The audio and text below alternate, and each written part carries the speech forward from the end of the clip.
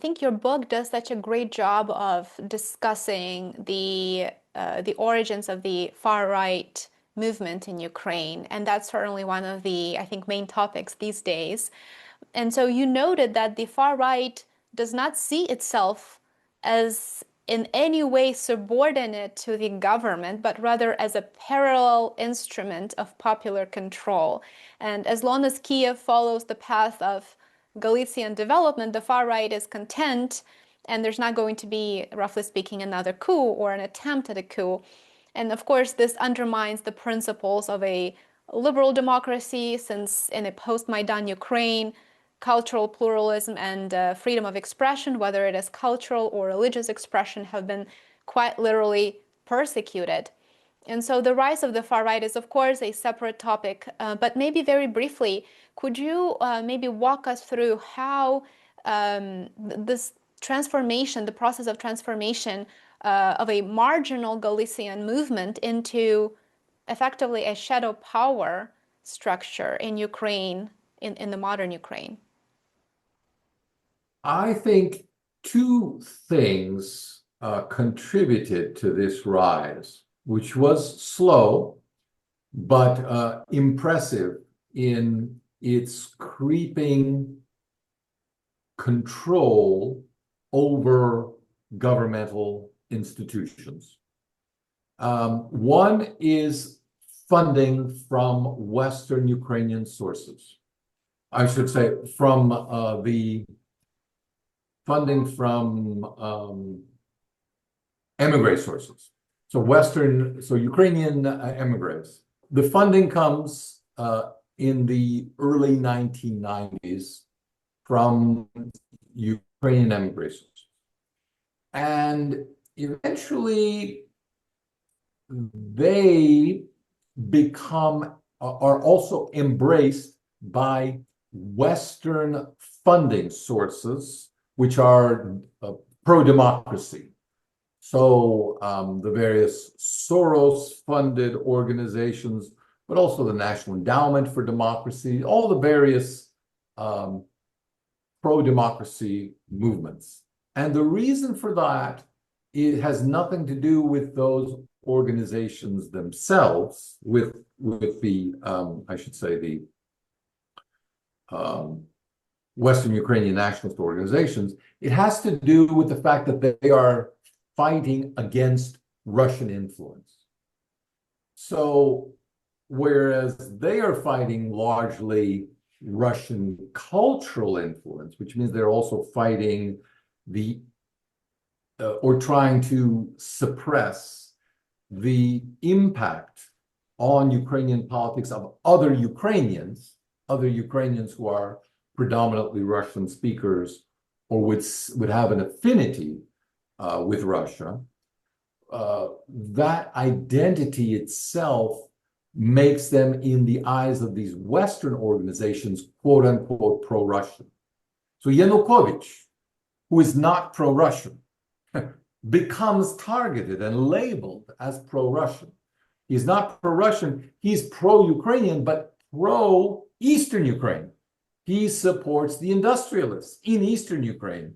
He wants the Eastern Ukrainian territories, which are the largest contributors to GDP and have the largest population, to also be the most influential in the Ukrainian parliament. And the Western Ukrainian nationalists use this as an argument to gain support, political support, and funding support from the West by simply labeling anything east of the Dnieper River as pro-Russian. Or as being an example of Russian influence. And of course, it's nothing of the kind. It is simply the historical reality of Eastern Ukraine as it has existed, well, I would say, from time immemorial. And so that's been the main influence in terms of its steady rise in power, which led, I believe, in 2010 to the Svoboda Party, freedom, but actually it has some very intricate and nuanced definitions for the cognoscenti of what svoboda means. It means our Ukraine as well, or our God-given Ukraine, the nationalist organization, which the EU Parliament at the time condemns and asks other political forces in Ukraine to have nothing to do with. At the time, it gains 10% of the seats, which is the maximum that a clearly right-wing nationalist organization gains in the parliament.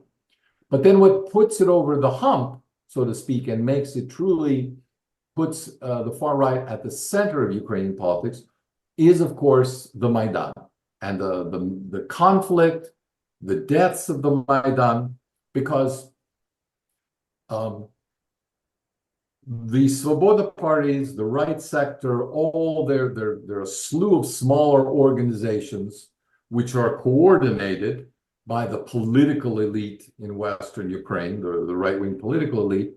All of these parties, from the beginning, from late 2013, already understand or predict that this is going to be a military conflict. And in order to prevent the use of the Ukrainian police and militarized police against the Maidan supporters, they know that they need to arm. And they do, in fact, smuggle weapons into Kiev. They seize armories throughout Western Ukraine, and they begin the establishment of a military resistance, which proves in January, by the end of January, there are the first confrontations with deaths and shootings, and then the shootings in February as well, is a result of the fact that there are two well-armed military entities fighting in Kiev itself. And the rest of the story of the Maidan and the conflict in eastern Ukraine is simply the extension of this militarized conflict in Kiev to the rest of the country. Fortunately, there were regions where it was avoided, luckily, in Odessa and most of southwest Ukraine and western Ukraine, because the local Russian population had already essentially effectively been suppressed there. But the target audience of this militarized campaign was clearly in the east, which is why you see not only military conflicts in Donetsk and Lugansk, but also in Kharkov and in other regions to lesser extents. I do talk about in my book why only 3 regions fell to, or let's say, seceded from Ukraine and sought to join Russia. So that's Lugansk, Donetsk, and the Autonomous Republic of Crimea. A lot of it has to do with local composition of the relationship of the local politicians to local oligarchs, and how much of a local militia, local oligarchs were willing to fund, and whether there was a true popular impetus behind the local militias, as there were in Lugansk and Donetsk, and in Crimea, obviously, as well. But the example of Crimea, it's the bloodless transition, was also the ideal that the insurgents in Lugansk and Donetsk wanted, but it didn't succeed because Russia did not support them. They did not support them at the time. They wanted a peaceful reintegration, Russia did, in 2014 through 2022. The whole Minsk process is an effort to get Ukraine to accept Lugansk and Donetsk back into Ukraine, but with certain rights to cultural autonomy. That's all. But Ukraine couldn't. The interesting aspect of this whole process is that the current Ukrainian government, so this is already Poroshenko and Zelensky, could not accept even a limited cultural autonomy for those regions in the Ukraine, the modern Ukraine that they envision the country being today. So Zelensky ran on a peace platform, and he is Russian speaking. He grew up in Kryvyi Rog, so this is a Russian speaking city, a large industrial center. And he, when you look at those interviews that he gave at that time, he spoke about ending the war in the Donbass. He spoke about reunification, and he spoke about the importance of allowing Russian-speaking Ukrainians to speak Russian. Of course, Correct. that of course that changed completely, and now we hear, his rhetoric is completely different. It's very Russophobic, but it's also targeting Ukrainians, millions of Ukrainian citizens who, just as he did, grew up speaking Russian. So that to me, means that the far right movement, that Galician ideology really transformed and had a major effect on the Ukrainian politics. How powerful is the far right movement in Zelensky's Ukraine today? Well, as long as the military conflict continues, the confrontation can be milked in order to create hostility.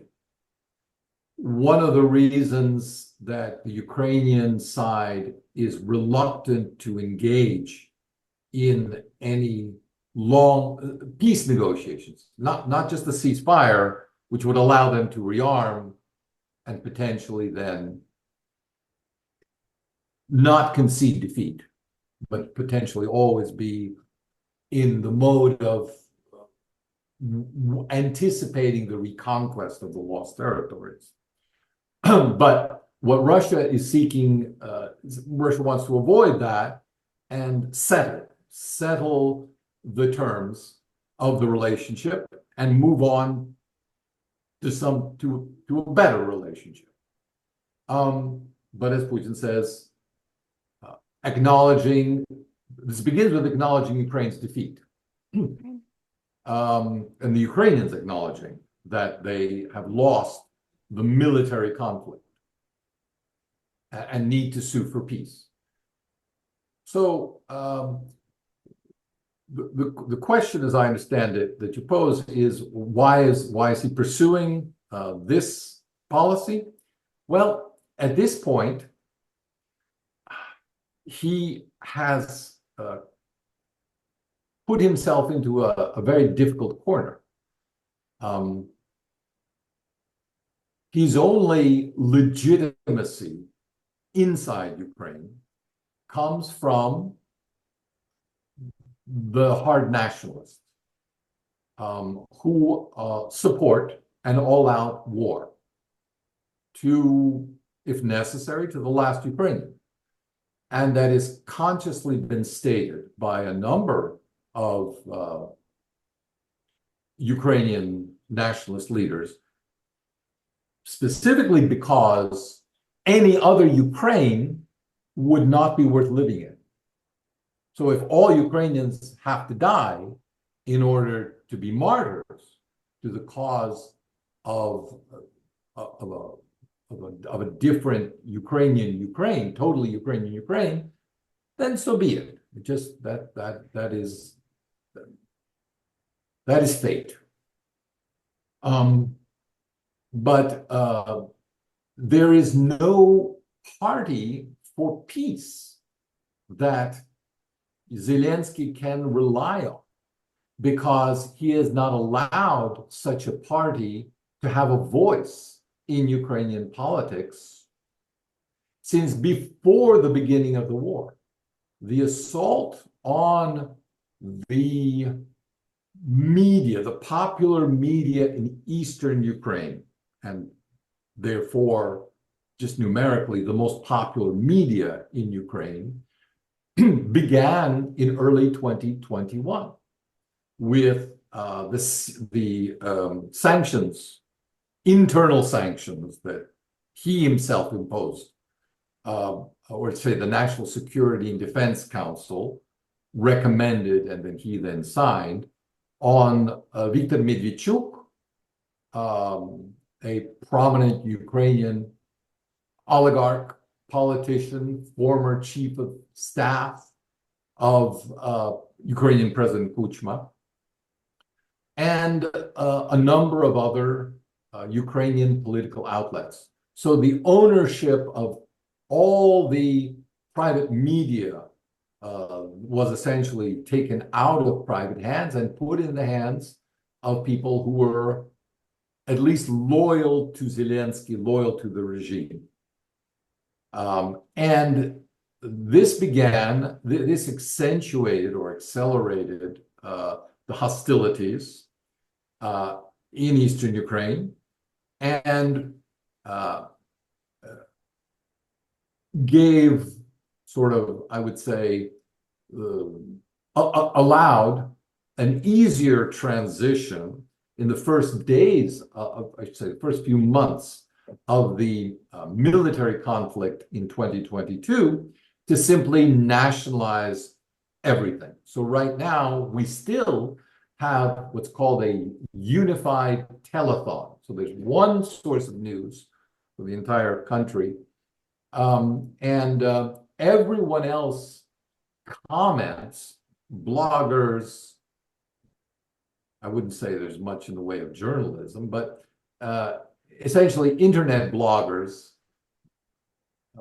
do so at their own risk. Every independent media outlet has been either shut down or forced to move abroad. Now, what's interesting to note is that these sites remain among the most popular in Ukraine. They have the largest number of followers, and people who are well regarded, certainly not pro-Russian, but independent analysts. And here I would name some names like Sergei Datsyuk, Andrei Yermolayev, Alexei Arestovich, who was himself a former advisor to President Zelensky, Andrei Baumeister and Kost Bondarenko, among others. All of these are among the most widely listened to political analysts. What I like about them is that they don't just talk about current events. These people in particular try to put these events in some sort of deeper context of Ukrainian history and Ukrainian consciousness, which makes them especially interesting to me.